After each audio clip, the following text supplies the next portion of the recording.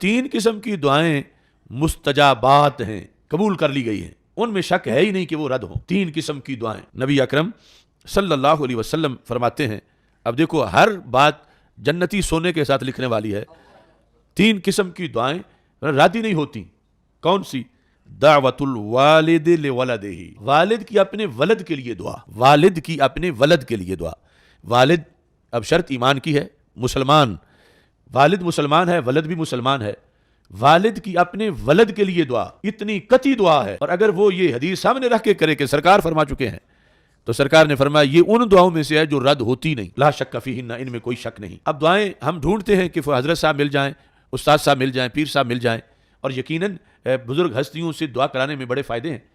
مگر اس کے ساتھ یہ بھی تو دیکھنا چاہیے کہ والد کی دعا کا قطعی کتنا فائدہ۔ والد، انسان کا والد، صرف والد ہونا یعنی مومن ہونے کے ساتھ والد ہونا شرط ہے، اگرچہ حافظ نہیں ہے، قاری نہیں ہے، محدث نہیں ہے، فقیہ نہیں ہے، ولی نہیں ہے، اگر ساتھ یہ بھی ہے پھر تو وارے نیارے ہیں،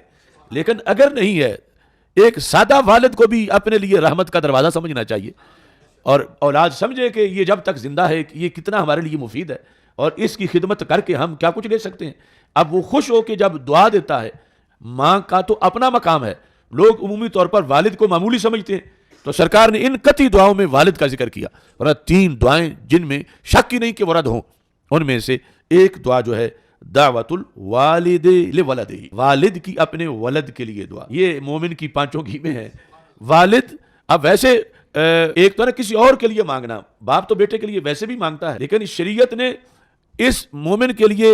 گھر میں ہی سب کچھ رکھا ہے۔ باہر کے مواقع تو علیحدہ ہیں کہ گیا ہے حرم شریف میں، گیا ہے مسجد نبوی شریف میں، یہ دعا جا کے مانگ رہا ہے، لیکن اس کے گھر کے اندر بھی بہت کچھ ہے کہ اپنے ابا جی کے پاس موجود ہے، ابا جی اس کے زندہ ہیں، تو یہ غنیمت سمجھے کہ ابھی اس کے لیے ایک مستقل کوٹا رحمت کا ہے، کہیں یہ دروازہ بند نہ ہو جائے قبل اس کے کہ وہ گھڑی آئے، تو یہ اپنے ابا جی کو راضی رکھے، ان کی دعائیں نکلتی رہیں اور وہ یقیناً قبول ہوتی رہیں۔ تو دعوت الوالد لولدہ۔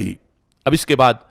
یہ بھی یعنی جامعیت ہے اسلام کی کہ دوسری دعا کون سی ہے جو رد نہیں ہوتی؟ سرکار فرماتے ہیں شک ہی نہیں ہے کہ رد ہو، دعوت المسافر، مسافر کی دعا۔ قربان جائیں اسلام پہ، اس نے بندے کو کتنا نوازا ہے۔ بندے گھر سے نکلتے ہیں تو کہتے ہیں تنکوں سے بھی ہلکے ہو جاتے ہیں، لیکن اگر مومن ہو اور کسی مقصد کے لیے گھر سے نکلا ہے تو اس کی بڑی ویلیو ہے اللہ کے ہاں، اس کا کوٹا ہے، چونکہ اب یہ گھر میں نہیں، یہ مسافر ہے، یہ کئی مشکلات کا اس کو سامنا ہے، اور جب ایسی صورتحال بنتی ہے تو رب کا پیار بڑھ جاتا ہے بندے سے، تو اللہ تعالیٰ فرماتا ہے اب اس کا کوٹا، یہ جو مانگے میں اس کو دے دوں۔ دعوت المسافر، مسافر کی دعا۔ اور پھر دعوت المظلوم، مظلوم کی دعا۔ کوئی مظلوم نہ ہو، لیکن اسلام نے تو مظلوم کو بھی یہ نوازا ہے۔ دعوت المظلوم، اس پہ لوگ ظلم کر رہے ہیں، وہ ایک علیحدہ ہے کہ اس ظلم کا بدلہ لیا جائے گا قیامت کے دن بھی، اس ظلم کے لحاظ سے جب تک یہ مظلوم نہیں بخشے گا اللہ نہیں بخشے گا، لیکن ساتھ اس کی مظلومیت کو رب نے اس میں بھی رکھا کہ یہ بیچارہ مظلوم ہے، اس پہ سارے ظلم کر رہے ہیں، تو اس کو پھر یہ تو ویکینسی دے دو کہ اس کی جو کہے وہ قبول کر لی جائے، تو یہ مستجاب الدعوات بن گیا۔ ایک وہ ہے جو زمانے کا ولی ہے، غوث ہے، پارشاہ ہے، اور مستجاب الدعوات ہے کہ اس کی دعا قبول ہوتی ہے، اس نے پارسائی بڑی کی ہے، اور یہ بیچارہ عام سا بندہ ہے مگر ایمرجنسی مظلوم ہو گیا ہے، اور مظلوم ہونے پر اللہ نے اس کو یہ کوٹا دے دیا کہ اب اس کی دعا جو ہے وہ قبول ہوگی۔ تو اس بنیاد پر یعنی یہ حسن ہے سارا اسلام کی تعلیمات کا۔ کون سا ایسا دین ہے جہاں اس طرح کے اعزاز ملتے ہوں، اتنے ایوارڈ ملتے ہوں، اس انداز میں حوصلہ افزائی کی جاتی ہو، اور اس انداز میں بلندیاں دی جاتی ہوں، جو بلندیاں رسول پاک صلی اللہ علیہ وسلم کے صدقے اللہ تعالیٰ نے اس امت کے عام زید عمر بکر سب کو جو ہے وہ کسی نہ کسی ذریعے سے، کسی نہ کسی انداز میں وہ بلندیاں عطا فرما رکھی ہے۔